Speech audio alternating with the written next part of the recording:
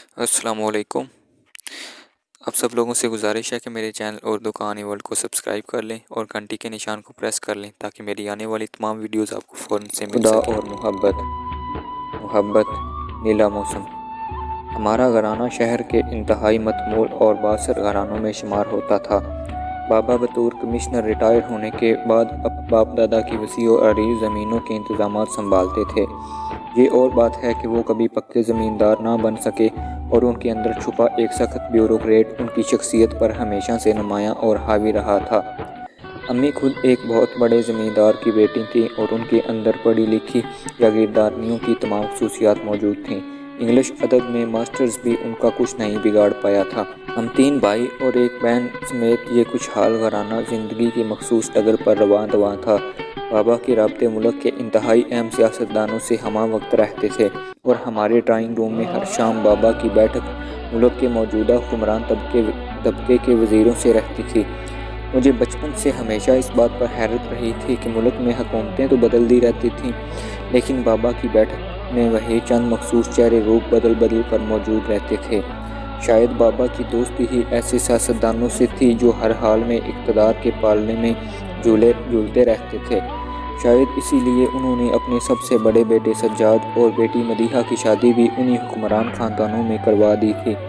میری بہن مدیحہ سندھ کے ایک بہت بااثر خاندان میں بیاہی گئی تھی جو کہلاتے تو سندھ کے تھے لیکن ان کی نئی نسل نے پاکستان کے صرف دارالحکومت سے زیادہ کبھی کچھ بھی نہ دیکھا تھا۔ مدیحہ بھی اسلام آباد میں ہی رہائش پذیر تھی۔ سجاد بھائی کی شادی بھی پنجاب کے امراء خاندان کی بیٹی سے ہو چکی تھی اور میری بابی ابرینا کو ہر وقت اس بات کی فکر کھائی جاتی تھی کہ کہیں کسی بھی موقع پر ان کا اونچا خاندان ہمارے خاندان سے نیچا ثابت نہ ہو جائے۔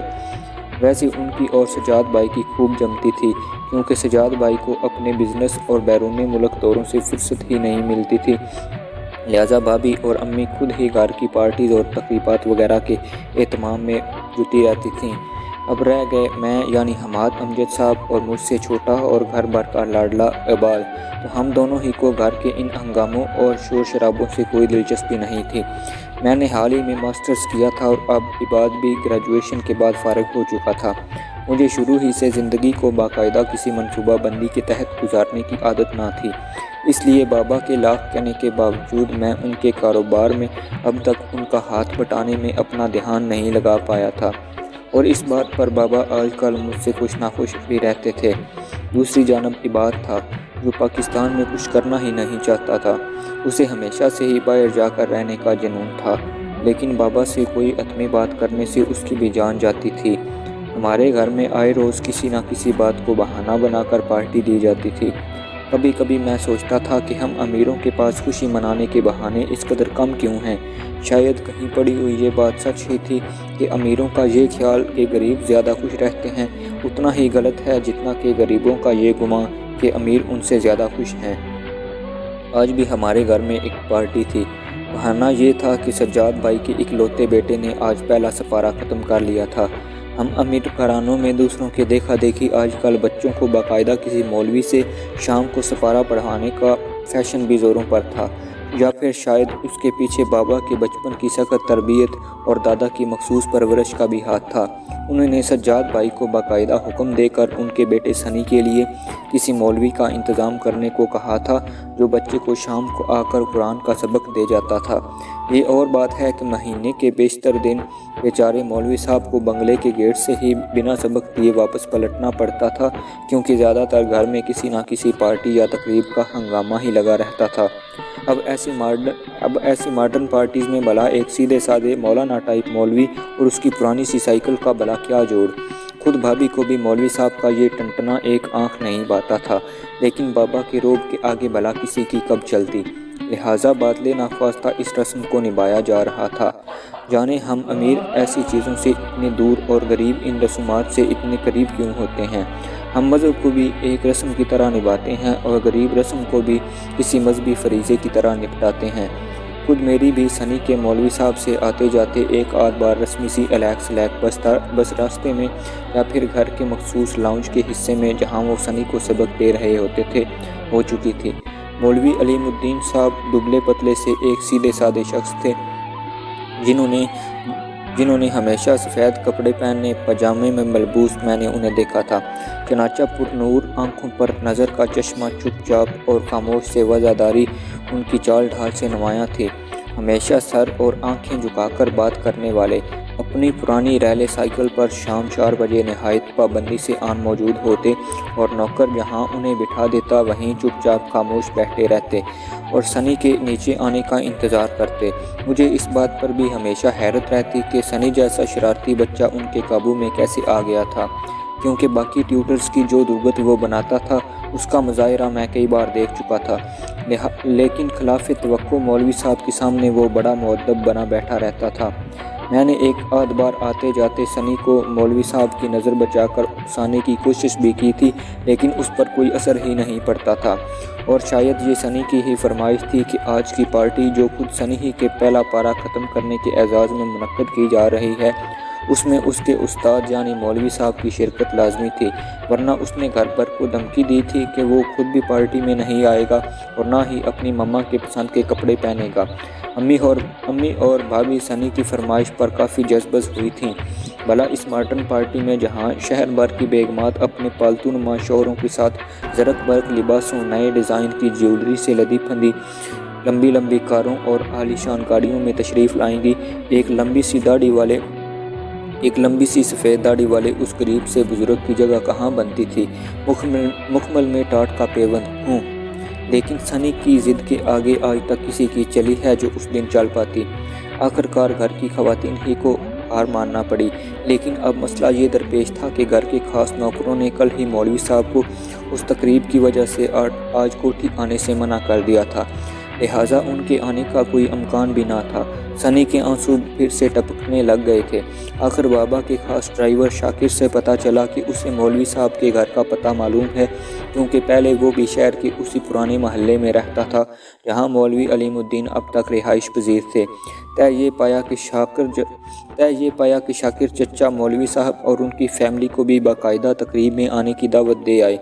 سنی کو شاید شاکر پر زیادہ اعتماد نہیں تھا، لہٰذا وہ خود بھی شاکر کی گاڑی میں سوار ہو کر مولوی صاحب کو لینے چلا گیا، کیونکہ اب تقریب کا وقت تو سمجھو ہو ہی چکا تھا۔ مولوی صاحب کے انتظار میں بھی دیر ہو چکی تھی۔ میں اس وقت اپنے کمرے میں بیڈ پر بڑا سستی سے سامنے رکھے ٹی وی کے چینل بدل رہا تھا، جب چھوٹے بھائی عباد نے میرے کمرے کا دروازہ کھولا۔ اے بگ بی، کیا نیچے آنے کا ارادہ نہیں ہے؟ پارٹی شروع ہو چکی ہے۔ عباد ہمیشہ کی طرح آج بھی شام کی پارٹی کے لیے باقاعدہ سوٹ اور میچنگ بو میں ملبوس تھا۔ اسے دیکھ کر میری بے ساختہ ہنسی نکل پڑی۔ تم تو اس طرح تیار ہو کر نیچے جا رہے ہو جیسے آج ہی سے تمہارے رشتے کا بھی فائنل اعلان کر دیا جائے گا۔ عباد نے میری بات سن کر برا سا منہ بنایا۔ کم آن بگ بی، آپ بھی نا، you know I always remain well dressed. میں نے ریموٹ سے ٹی وی آف کیا اور تکیہ عباد کی طرف پھینکا۔ خوب جانتا ہوں میں تمہیں، تمہاری اس خوش لباسی کو بھی۔ ضرور کسی نئی محبت کے استقبال کے لیے یوں بن ٹھن کر حال میں جا رہے ہو۔ مجھے یہ سمجھ نہیں آتا کہ یہ سارے شہر کی لڑکیاں کیا آشوب چشم کی بیماری سے دوچار ہیں، ورنہ بھلا کوئی تمہاری جانب دیکھتی ہی کیوں؟ عباد ہنسا۔ گھر کی مرغی دال برابر، اب سب گھر والے بھلا میری قدر کیا جانیں۔ بہرحال اب آپ بھی دیر نہ کریں، کمشنر صاحب کا حکم ہے کہ سب لوگ نیچے موجود ہونے چاہیے۔ میں اور عباد تنہائی میں بابا کو کمشنر صاحب کے نام سے پکارتے تھے۔ میں جھنجھلا سا گیا۔ اف، کیا مصیبت ہے یار، ایک بچے کی معصوم سی رسم کشائی کو اس قدر دکھاوا اور بڑھاوا دینے کی کیا ضرورت تھی؟ دنیا میں ہزاروں لاکھوں بچے روزانہ پورا قرآن ختم کرتے ہیں، بلکہ حفظ کر لیتے ہیں، لیکن کہیں بھی یوں اس کا ڈنڈورا نہیں پیٹا جاتا، اور پھر ایسے موقع پر اس طرح کی پارٹی۔ میں تو فیڈ اپ ہو گیا ہوں۔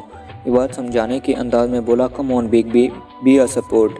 میں جانتا ہوں یہ صرف دکھاوا ہے، لیکن کسی اور کی نہیں تو صرف سنی کی خوشی کے لیے ہی آ جائیں۔ آپ جانتے ہیں وہ آپ سے کس قدر اٹیچ ہے۔ عباد دروازہ بند کر کے چلا گیا۔ وہ جانتا تھا کہ میں سنی کی خوشی کے لیے پارٹی میں ضرور شرکت کروں گا، چاہے اوپری دل سے ہی صحیح۔ شاید ہماری زندگی کے 90% فیصلوں میں ایسے ہی کسی لاڈلے کا بھرم رکھنا بنیادی شرط ہوتی ہے۔ ہم بہت تھوڑی زندگی خود اپنے آپ کے لیے جی پاتے ہیں، زیادہ تر تو دوسروں کا بھرم رکھنے میں ہی بسر ہو جاتی ہے۔ پھر وہی محبت۔ شہر میں جہاں علاقے کے بڑے بڑے امراء کی کوٹھیاں کئی ایکڑوں پر پھیلی ہوئی ہیں، اسی علاقے میں دو رویہ درختوں سے ڈھکی ایک سڑک کے اختتام پر ریٹائرڈ کمشنر امجد رضا کی عظیم الشان حویلی آج پھر برقی کمکموں سے جلملا رہی ہے۔ دھوپ ڈھل چکی تھی لیکن شام کے پر ابھی پوری طرح نہیں پھیلے تھے۔ دور سے ہی کمشنر صاحب کی پرانی مرسڈیز گاڑی، جو اب زیادہ تر گھر کے کام کاج کے لیے استعمال ہوتی تھی، فراٹے بھرتی ہوئی نمودار ہوئی۔ گاڑی کو گھر کا سب سے پرانا ڈرائیور شاکر چلا رہا تھا اور سنی میاں چہرے پر انجانی خوشی کے تاثرات لیے یوں بیٹھے تھے جیسے کوئی بہت بڑا کارنامہ سر انجام دے کر لوٹے ہوں۔ گاڑی کی پچھلی سیٹ پر سفید چادروں میں ڈھکی وہ چھوئی موئی سی لڑکیاں سمٹی ہوئی بیٹھی تھیں، البتہ مولوی علیم کا کچھ اتا پتہ نہ تھا۔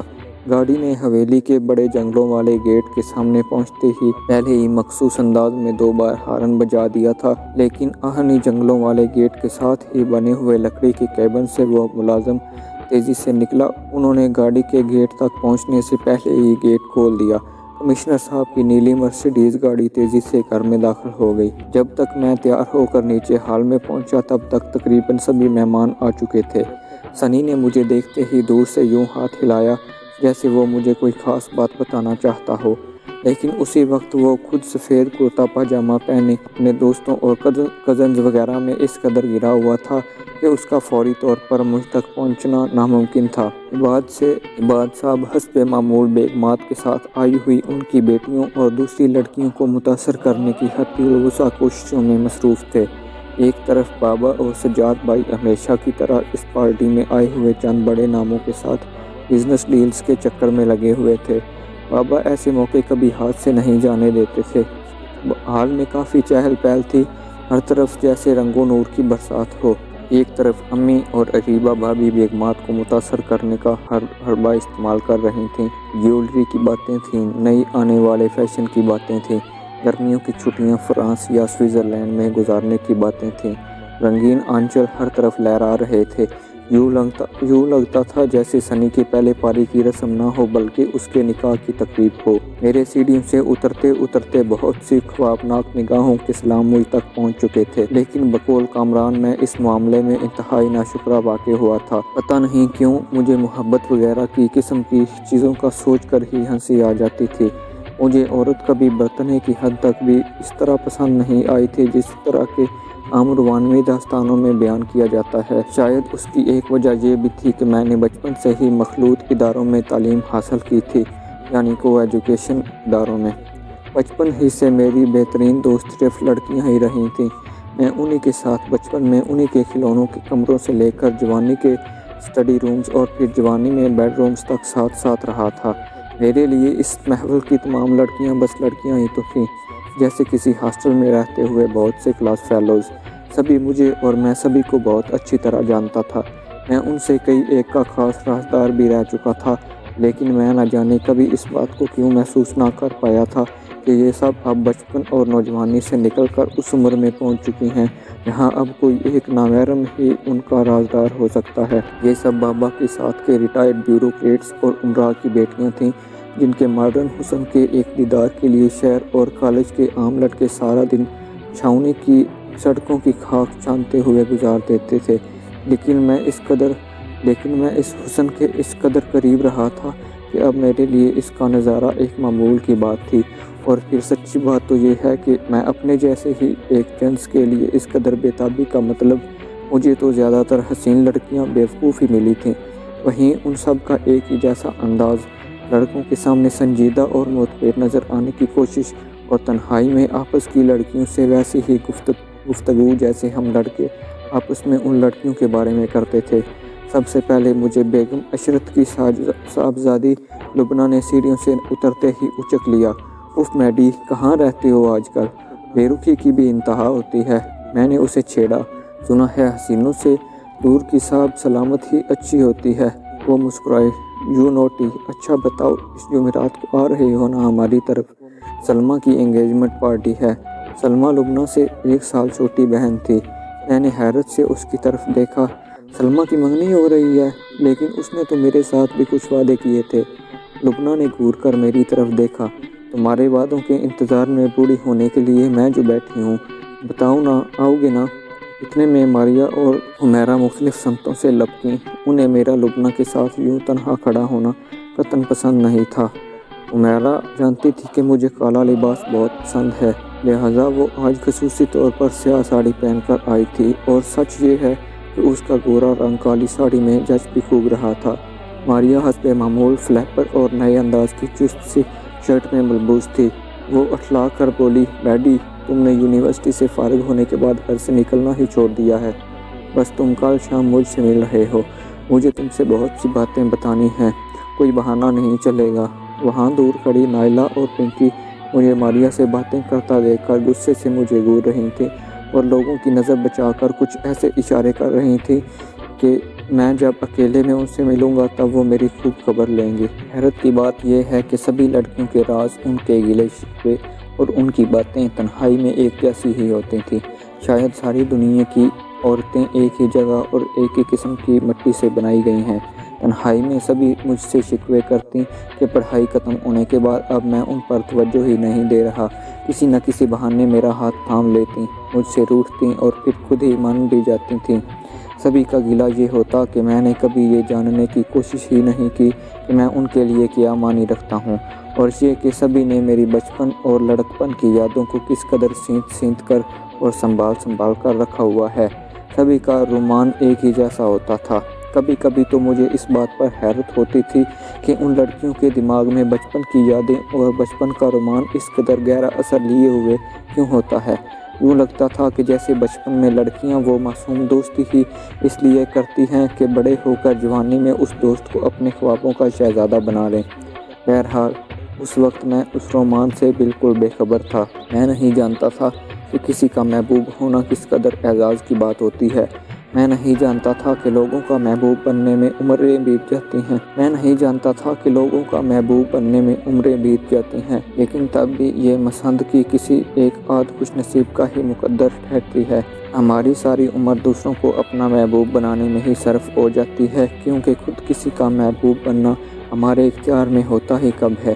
یہ اعزاز تو صرف آسمان سے ہی وارد ہوتا ہے، لیکن ستم یہ ہے کہ اس اعزاز کو پانے والے خود اس اعزاز، اس رتبے کی حرمت سے بے خبر ہوتے ہیں۔ میں سبھی سے ملتا ملاتا ان نازنینوں کو چھیڑتا اور ان سے اٹکیلیاں کرتا ہوا آگے بڑھتا گیا، اس بات سے بے خبر کہ محبت کا نیلا موسم میرے بہت قریب یوں بکھر رہا ہے جیسے وہ صدیوں سے بس میری ہی طاق میں ہو۔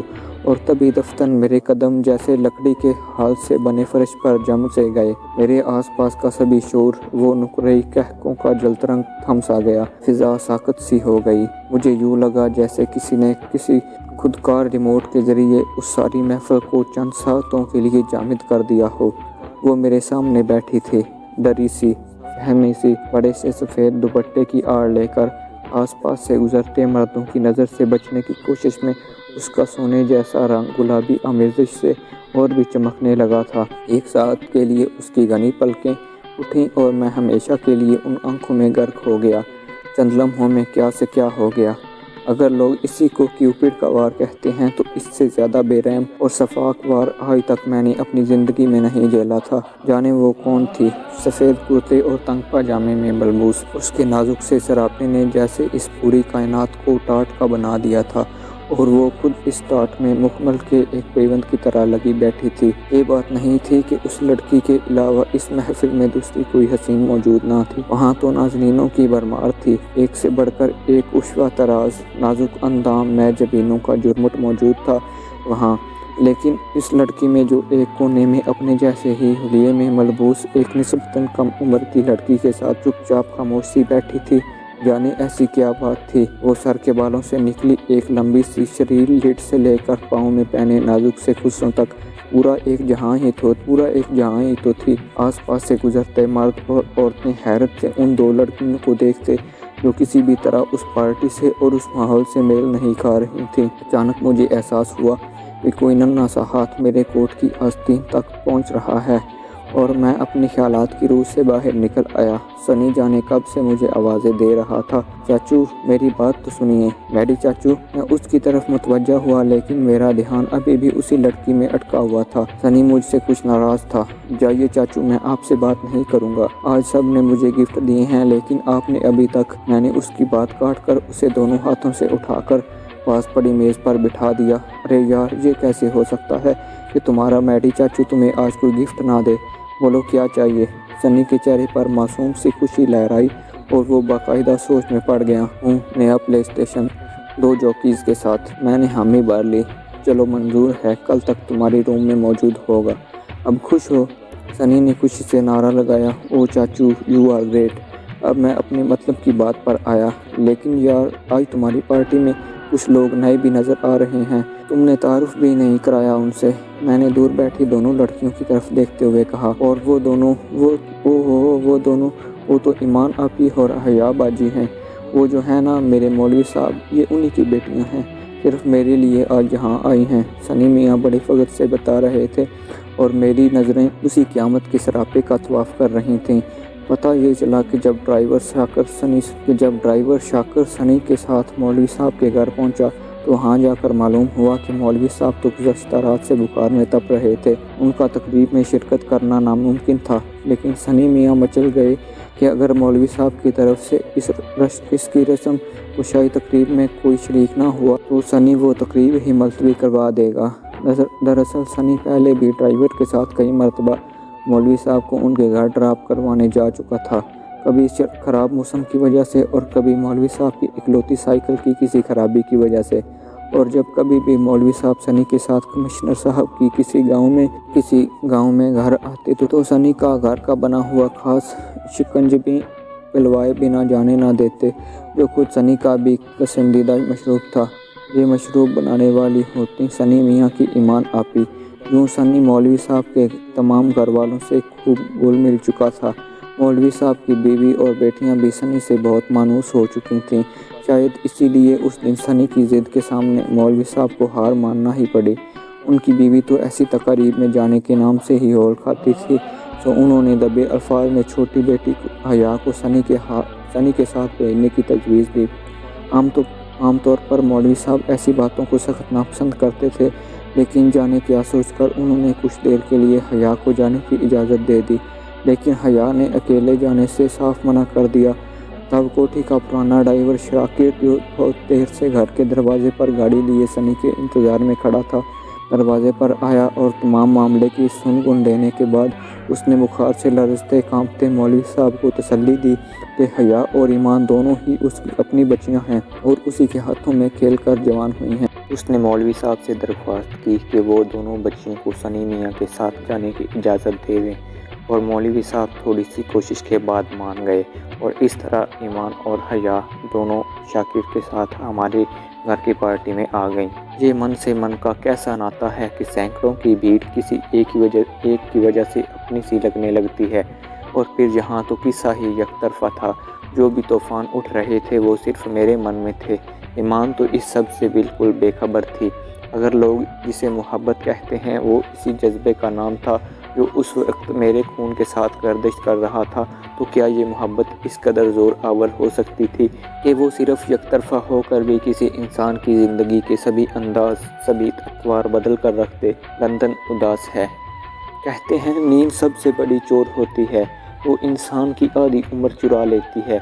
लेकिन मुझे ऐसा लगता था जैसे मुझसे मेरी ये चोर भी रूठी हुई थी। जाने रात के किस पैर कामरान ने लाउंज में झांका और मुझे वहीं आतिशदान के पास आराम कुर्सी पर आंखें मूंदे लेटे देखकर मुझ पर कंबल डाल गया। रात यूं ही माजी के दरीचों में झांकते हुए जाने का बीत गई और उसकी जगह सुबह की उजाले ने ले ली। रात फिर बर्फबारी के बाद आसमान साफ हो चुका था।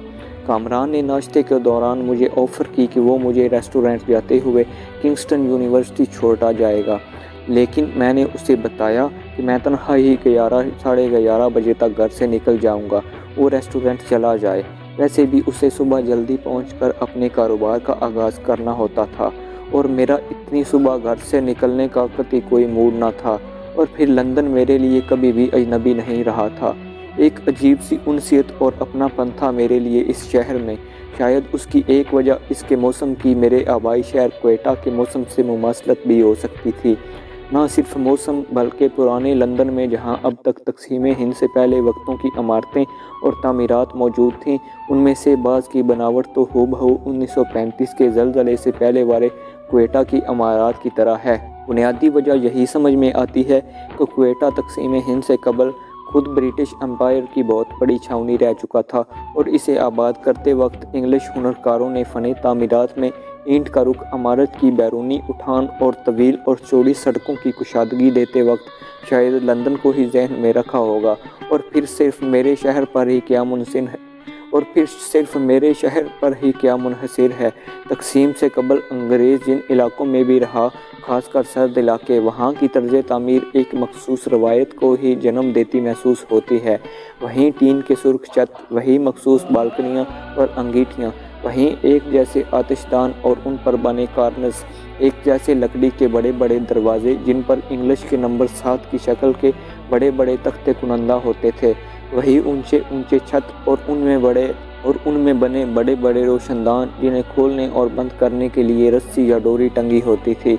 इसलिए आज भी अगर आप पुराने लंदन की गलियों से गुजरें तो आपको यूँ महसूस होगा जैसे आप बरे-सगीर के दौर की किसी बड़ी छावनी में आ गए हैं। मैं जब तक घर से निकला तो अच्छी खासी धूप निकल चुकी थी। बर्फ़ साफ़ करने वाली मशीन ने सड़कों से बर्फ़ हटाकर किनारों पर कर दी थी। बर्फ़बारी के बाद निकलने वाली धूप बेहद चमकदार होती है। ऐसा लगता था कि जैसे कुदरत के अनदेखे हाथ ने आसपास की सब चीज़ों पर कुलई सी फेर दी है। मखसूस रंग की पक्की ईंटों से बनी सड़क टमटमा सी रही थी। लोगों के चेहरों पर भी एक खास सी चमक थी। ये मौसम भी हम इंसानों की तबीयत पर किस किस तरह से असरअंदाज होते हैं। अच्छे भले इंसान को पल भर में खुश या उदास कर देते हैं बिला किसी बेवजह के, लेकिन मेरे लिए तो जैसे हर मौसम में उदासी ही उतर आई थी। सो लंदन भी मुझे उदास लग रहा था। चमकती धूप के बावजूद आसपास खिले हुए से चेहरों की मौजूदगी भी एक गहरी उदासी लग रही थी। घर से निकलकर मैं पैदल ही तीसरी गली के सबवे की जानिब चल पड़ा। धूप की चमक ने मुझे आंखों पर गहरा काला धूप का चश्मा पहनने पर मजबूर कर दिया। काश इंसान ऐसे गहरे रंगों के चश्मे भी बना पाता जो दुखों की आंखों को खिरा करती धूप को भी रोक पाते। गली के इख्तिताम पर एक स्पेनिश लड़की गिटार पर कोई धुन बजा रही थी। उसके सामने उसी गिटार का बड़ा सा काला केस रखा हुआ था जिसमें आते जाते लोग चंद लम्हे गिटार की दिल छू लेने वाली धुन सुनने के बाद चंद सिक्के डालकर आगे बढ़ जाते। मांगने का किस कदर आबरूमंदाना तरीका था ये। कुछ लोग मांगते भी यूं हैं कि देने वाले को उनका हक लगता है, और कुछ लोग अपना हक भी कुछ ऐसे अंदाज में वसूल करते हैं कि देने वाला भीख की तरह देता है। लड़की मुझे देखकर मुस्कुराई और सर के इशारे से मुझे सलाम किया। वो उस वक्त गिटार पर एक मशहूर स्पेनवी गीत की धुन बजा रही थी जिसके बोल कुछ यूं थे कि मेरे महबूब, एक तुम्हारे जाने के बाद हर मंजर उदास है, हर शहर वीरान है। मैंने हैरत से उस गिटार बजाने वाली लड़की को देखा। उसे मेरे दिल के हाल का कैसे पता चल गया। शायद मोहब्बत को खो देने के तजर्बे से गुजरने वाले सभी चेहरों की तहरीर एक सी ही होती है। मेरा हाथ जेब में गया और वापसी पर जितने भी सिक्के उस हाथ में आए वो सभी मैंने लड़की के गिटार में डाल दिए और खुद आगे बढ़ गया। सबवे में ज़्यादा भीड़ नहीं थी। ज़मीन दोज़ रेलवे स्टेशन मुख्तलिफ रोशनियों से जगमगा रहा था और इक्का दुक्का लोग ट्रेन के इंतज़ार में खड़े थे। भीड़ ना होने की वजह यह थी कि उस वक्त दिन के 11:30 बजे थे और ये वक्त दफ्ते औकातकार का ना था। ट्रेन अपने मुकर्ररा वक्त पर एक मखसूस सी गरज के साथ सबवे में दाखिल हुई। खुदकार दरवाजे खुल गए और हम सब मुसाफिर उसमें दाखिल हो गए। कभी कभी मैं सोचता हूँ कि इंसान ने इंसान की आसानी के लिए कैसी कैसी इजादात की हैं। हमारी ज़िंदगी का शायद 99% सुख दूसरों की तैयार करदा ऐसी हज़ारों चीज़ों का मरहूने मन्नत है। सुई से लेकर हवाई जहाज़ तक सभी कुछ जो हमारे रोज़मर्रा के इस्तेमाल में आता है वो सभी कोई और हमारे लिए बना कर गया है। हम सिर्फ चंद सिक्के खर्च करके उन इजादात के आराम व सुकून के हकदार बन सकते थे। शायद इसी बात ने उन सिक्कों के हसूल को इस कदर मुश्किल बना दिया है। लेकिन सुकून का हसूल सिर्फ इन सिक्कों से ही तो मशरूत नहीं होता। दिल का सुकून कायनात की एक अनमोल कैफियत है और इस बात का सही अंदाज़ा सिर्फ वही लगा सकता है जिसके अपने दिल का सुकून लुट चुका हो। हम इंसान भी कितने नादान होते हैं। जब तक दिल का करार अपने काबू में होता है हम उसे बाज़ारों में लुट जाने के लिए फिरते हैं।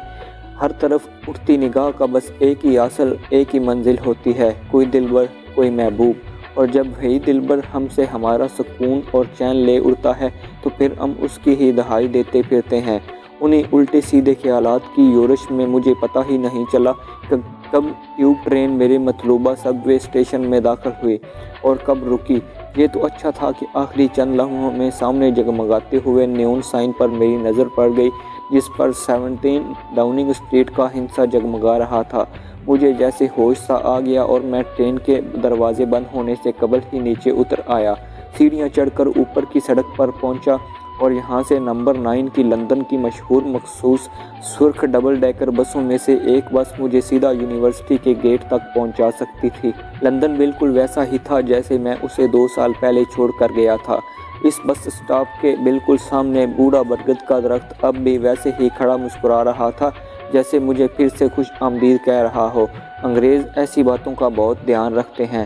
صرف اس درخت کو بچانے کے لیے انہوں نے چند سال پہلے اپنے ماسٹر پلان کے نقشے میں یہاں سے گزرتی سڑک کا رخ موڑ دیا تھا، کیونکہ اگر سڑک لندن ماسٹر پلان کے تحت بنتی تو اس درخت کا کٹنا لازمی تھا۔ لیکن انگلش ایک روایت پرست اور ماضی پرست قوم ہے۔ وہ اپنی یادوں کو، اپنی تاریخ کو اتنی آسانی سے مسخ نہیں ہونے دیتے، بلکہ اسے بچانے کے لیے جان لڑا دیتے ہیں۔ شاید اسی لیے اس قوم نے برسوں اس دنیا پر راج کیا ہے۔ سچ ہے قومیں یوں ہی نہیں بن جاتی، اس کے پیچھے صدیوں کی تربیت اور حوادث کا عمل دخل ہوتا ہے۔ کچھ ہی لمحوں میں میری مطلوبہ سرخ ڈبل ڈیکر بس دھیمی سی رفتار سے چلتی ہوئی بس اسٹاپ پر آ کر کھڑی ہوئی اور میں بس میں سوار ہو گیا۔ یونیورسٹی کے راستے میں میرا پرانا دوست، میرا ہمراز، میرا مہربان دریا ٹیمز پڑتا تھا۔ میرے لڑکپن کی کئی شامیں اور جوانی کی کئی راتیں اس دریا کے کنارے لگے ہوئے خوبصورت لکڑی کے بینچوں پر گزری تھیں۔ وہ پل جنہیں اب میں یاد کرتا تھا تو جیسے سب ایک خواب سا محسوس ہوتا تھا۔ وہ دوستوں کے ساتھ پکنکس، وہ نئے فلرٹ، وہ کچی محبتیں۔ ٹیمز کا پانی مجھے دیکھ کر مستی میں ہلکورے لے رہا تھا، جیسے وہ میری لندن آمد سے بہت خوش ہو۔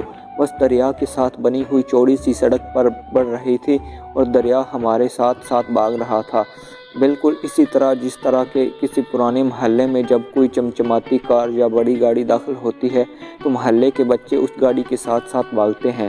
ہمارے آس پاس کے موسم اور درخت، عمارتیں اور اس جیسے دریا، یہ ہمیں کس روپ میں دیکھ چکے ہوتے ہیں، ہنستے ہوئے، کبھی روتے ہوئے۔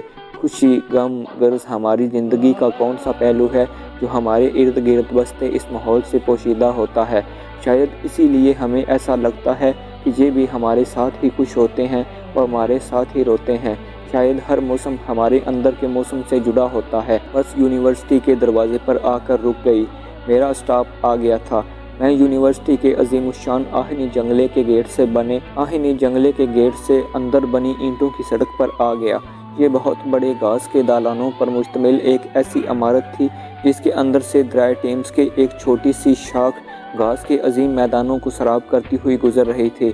دور دور تک بڑے بڑے اور اونچے درخت ایستادہ تھے جو اس وقت رات کی برف باری کی وجہ سے دور سے سفید لباسوں میں ملبوس بوڑھے بزرگوں کی طرح نظر آ رہے تھے۔ دریا کے پانی کے اوپر کی شفاف برف کی ایک سیل نما تہہ بچھی ہوئی تھی جس کے نیچے دریا کا پانی بہتا صاف دکھائی دے رہا تھا۔ یونیورسٹی کی مرکزی عمارت سفید سنگ مرمر سے بنی ہوئی تھی اور برف کے اس ماحول میں اس کے اونچے لمبے ستون اور باقی عمارت بھی برف ہی سے بنی دکھائی دے رہی تھی۔ ایڈمن ڈپارٹمنٹ سے فارم لے کر میں نے بھر دیے تھے اور میری کلاسز 2 دن کے بعد سے شروع ہونا تھی۔ پتہ چلا کہ ہیڈ آف ڈپارٹمنٹ ایک یہودی نژاد مسٹر آئزک ہیں جو خود یونیورسٹی کے وائس چانسلر بھی ہیں۔ میں ان سے بھی ملنا چاہتا تھا، لیکن پتہ چلا کہ وہ صبح 11 بجے کی کلاس کے بعد شہر میں ہونے والی کسی تعلیمی تقریب میں چلے گئے ہیں جس میں وہ بطور مہمان خصوصی مدعو تھے۔ اب میرا یونیورسٹی میں مزید ٹکنے کا کوئی جواز نہیں تھا، لہٰذا میں اسی راستے سے واپسی کی بس لے کر سب وے تک پہنچ گیا۔ دوپہر کے 2:30 بج چکے تھے اور یہ دفتری اوقات کے مطابق دن کے کھانے کا وقت تھا، لیکن سب وے میں بھی صبح کی نسبت چہل پہل زیادہ دکھائی دے رہی تھی۔ مجھے فی الوقت بھوک محسوس نہیں ہو رہی تھی، لیکن پھر بھی میں کافی اور ایک سینڈوچ کا لنچ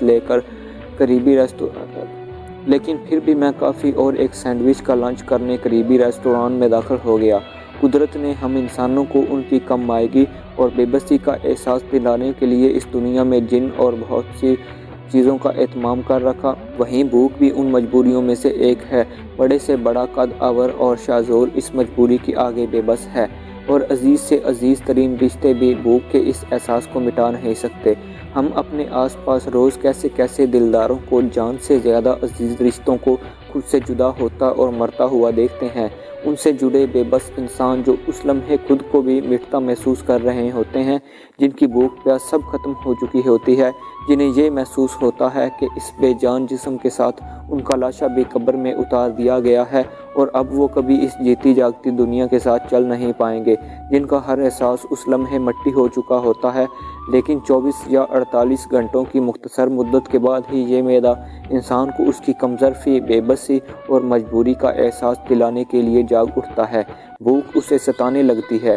انسان اپنے اندر اپنے آپ سے ہی نفرت اور شرمندگی محسوس کرنے لگتا ہے کہ ابھی چند گھنٹوں پہلے ہی تو وہ اپنے اندر کتنے بڑے بڑے دعوے کر رہا تھا، مٹی کے ساتھ مٹی میں مل جانے کے دعوے، سب تیاگ دینے کے دعوے، لیکن سچ یہ ہے کہ انسان سے زیادہ بے بس مخلوق بھی دوسری اور کوئی نہیں۔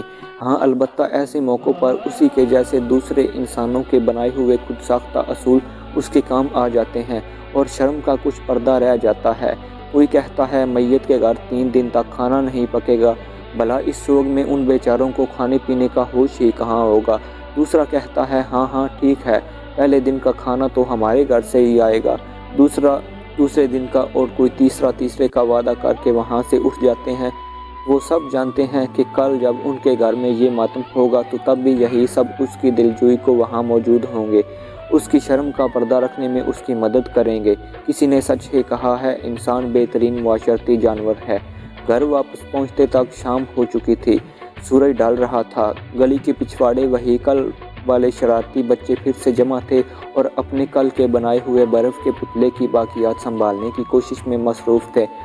سردیوں کی شام کی دھوپ پلک جھپکتے ہی کسی ستمگر محبوب کی طرح آنکھیں پھیر لیتی ہے۔ ہوا میں کھنکی کی مقدار بڑھتی جا رہی تھی۔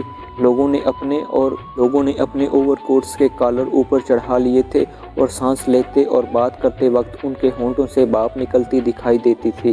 گٹار بجانے والی لڑکی نے اپنا گٹار اپنے باکس میں رکھ لیا تھا اور اب وہ بھی روانگی کے لیے تیار تھی۔ مجھے دیکھ کر اس کی آنکھوں میں مانوسیت کی ایک چمک لہرائی۔ وہ ہلکے سے مسکرائی اور میں سر کے اشارے سے اسے سلام کرتا آگے بڑھ گیا۔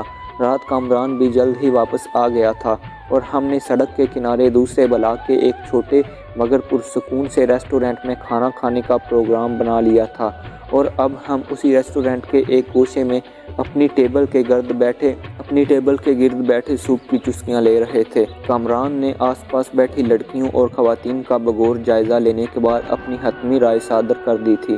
اپنے زرعی خیالات کا اظہار کرتے ہوئے وہ بولا، مرد عورتوں سے اس امید پر شادی کرتے ہیں کہ وہ ہمیشہ ویسے ہی رہے گی جیسے وہ شادی کے وقت ہوتی ہیں، اور عورتیں مردوں سے اس امید میں شادی کرتی ہیں کہ شاید وہ شادی کے بعد بدل جائیں گے، لیکن افسوس بعد میں دونوں کو ہی مایوسی ہوتی ہے۔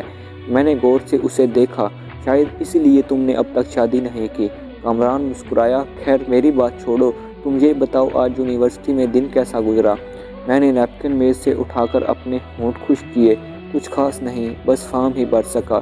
ہیڈ آف دا ڈپارٹمنٹ سے ملاقات نہیں ہو سکی، وہ موجود نہیں تھے۔ کامران بولا، تم مسٹر آئزک کی بات کر رہے ہو؟ آج کل اخبارات میں اس کا بڑا تذکرہ رہتا ہے۔